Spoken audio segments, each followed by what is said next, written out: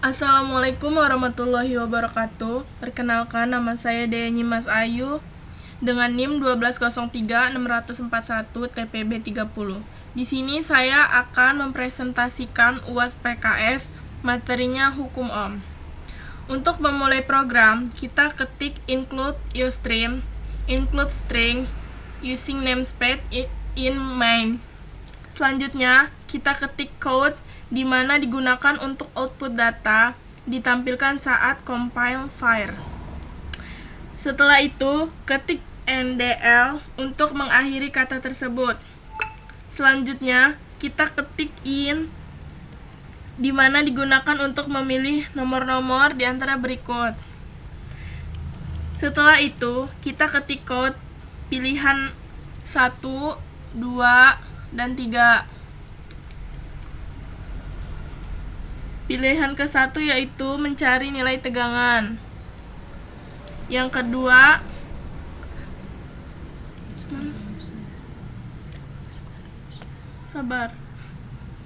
kemudian masukkan rumus dari tegangan.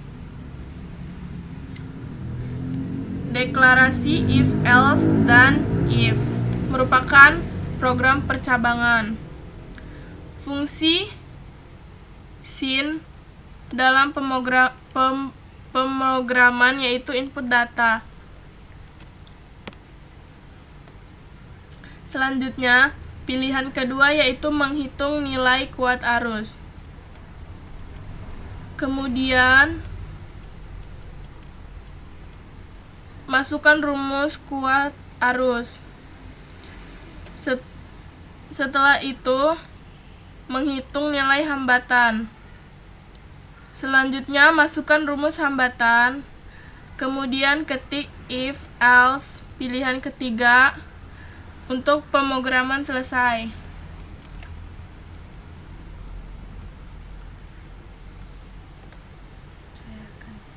Di sini saya akan mendemonstrasikan hasil program hukum Ohm.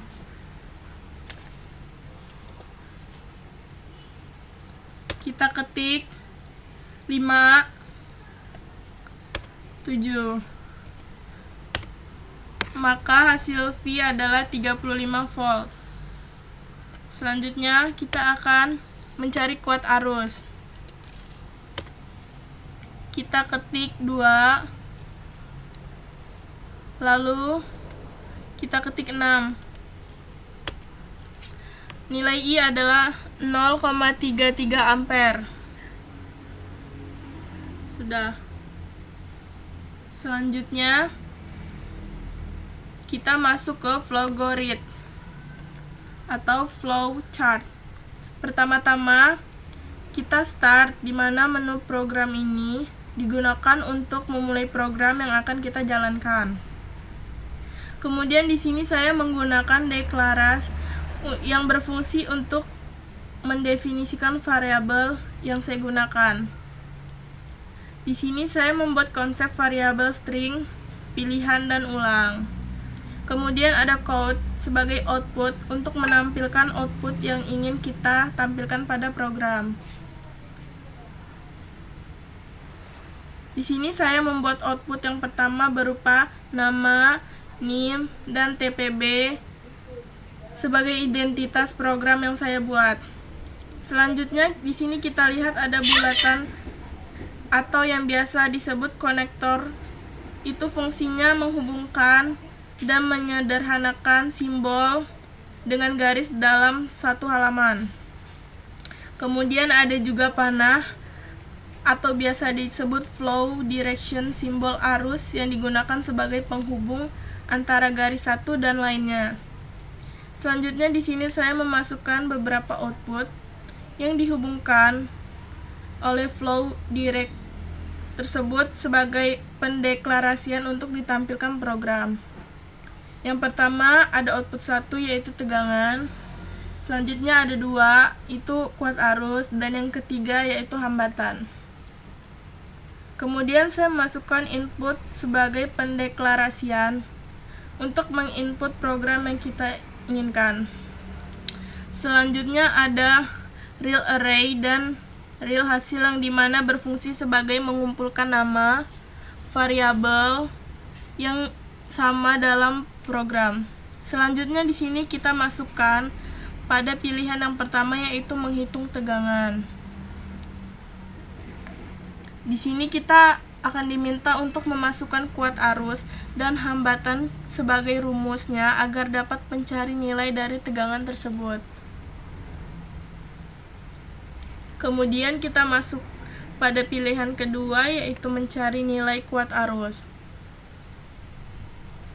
Di sini kita akan diminta untuk memasukkan rumus digunakan untuk mencari nilai kuat arus seperti yang saya masuk di sini, yaitu I sama dengan V per R.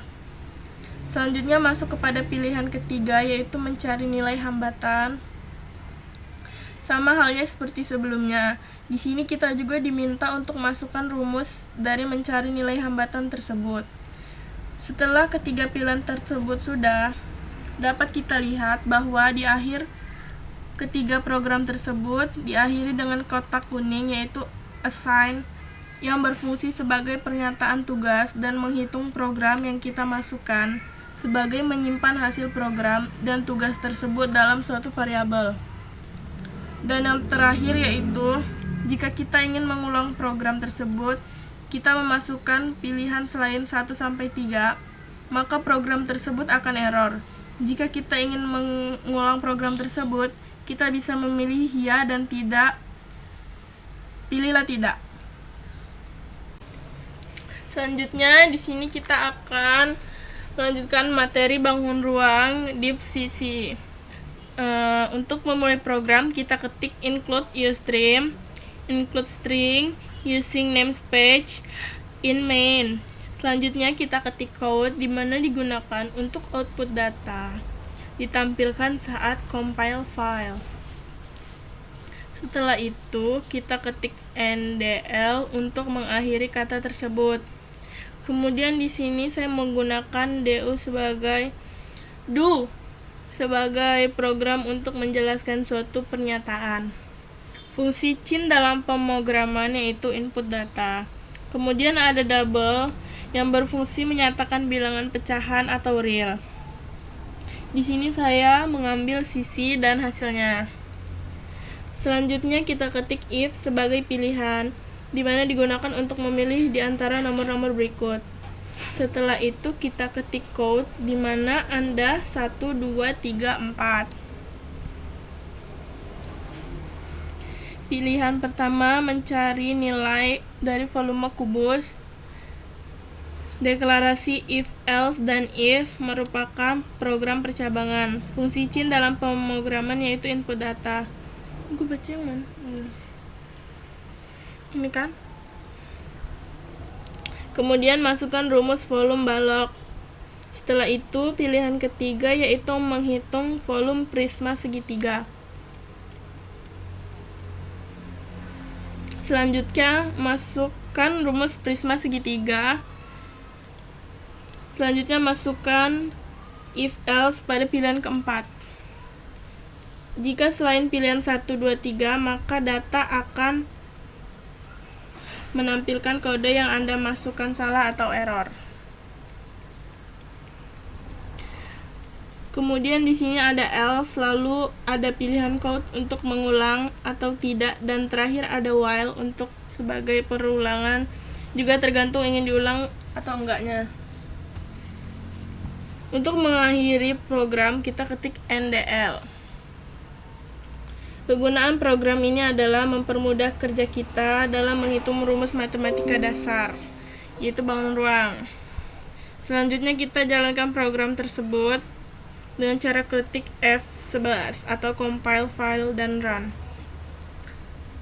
Sini kita pencet 1, lalu kita enter, kita masukkan angka yang mau kita hitung. Di sini saya masukkan 3. Kita enter, lalu volume kubus dengan sisi 3 bagi 27 satuan volume ulang. Kita pencet ya. Selanjutnya kita akan ngitung volume balok. kita masukkan panjangnya 12 misalnya. Kita ketik enter, lebarnya 3. Masukkan tingginya 4. Jadi volume balok sama dengan 144 satuan volume. Kemudian saya akan melanjutkan flow-grid. Selanjutnya di sini saya akan melanjutkan flow-grid bangun ruang. Yang pertama di sini ada main atau start, di mana menu program ini digunakan untuk kita memulai program yang akan kita jalankan. Kemudian di sini saya menggunakan deklarasi yang berfungsi untuk mendefinisikan variabel yang akan saya gunakan. Nah, kemudian di sini saya membuat konsep variabel string pilihan ulang. Kemudian ada code, di mana menampilkan output yang ingin kita tampilkan pada program. Di sini saya membuat output yang pertama yaitu berupa nama, name, dengan kelas. Selanjutnya, di sini kita lihat ada bulatan yang biasa disebut konektor yang berfungsi sebagai menghubungkan dan menyederhanakan suatu simbol dalam garis atau halaman. Kemudian di sini juga ada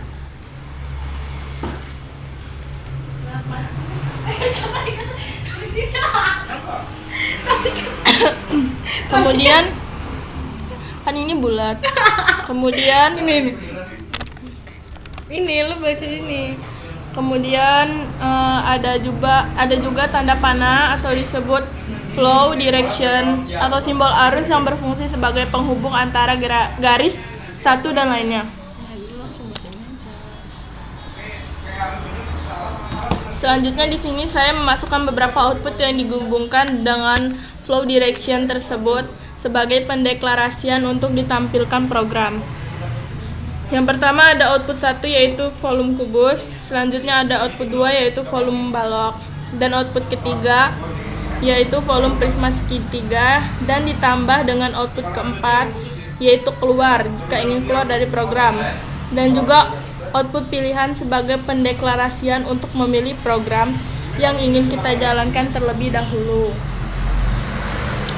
Kemudian saya memasukkan input sebagai pendeklarasian untuk menginput program yang kita inginkan.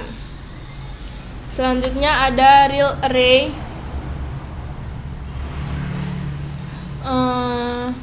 dan real hasil,